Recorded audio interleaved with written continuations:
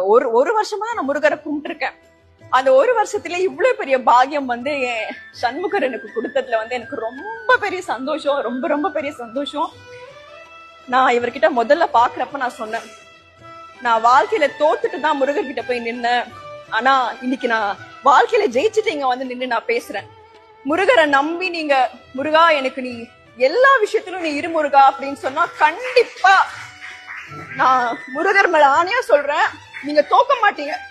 உண்மையா முருகர் பக்தர் யாருமே முருகர் தோக்க வைக்க விட மாட்டார். நான் இது எங்க வேணாலுமே சொல்லுவேன், எங்க வேணாலுமே சொல்லுவேன். முருகரை நீங்க நம்பிட்டீங்கன்னா கண்டிப்பா நீங்க வாழ்க்கையில எங்க போறீங்களோ இல்லையோ அது தேவையில்லாத விஷயம். முருகர் உங்களை தோக்க வைக்க விட மாட்டார்.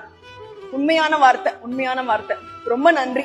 ரொம்ப சந்தோஷம். இவங்க சொன்னாங்க பாருங்க, முருகர் தோக்கவே விட மாட்டாரு. உண்மையிலேயே இவங்க சொன்னது இவங்க முருகர் தோல்வியெல்லாம் நிறைய பார்த்ததுக்கு அப்புறம் தான் முருக பக்திக்குள்ள வந்தாங்க. நானும் கேட்டேன், இவங்களோட கர்மா பார்த்து அம்மா இவ்வளோ பெரிய சோதனைகள்லாம் தாண்டி நீங்க எப்படி இருக்கீங்க? அது நம்ம நல்லா கேட்டுங்க, நம்ம பாக்குற எல்லாருமே நல்லா இருக்காங்கன்னு அர்த்தம் கிடையாது. எல்லாருக்கும் மனசுக்குள்ளே ஒரு பெரிய பாதிப்பு இருக்கும்.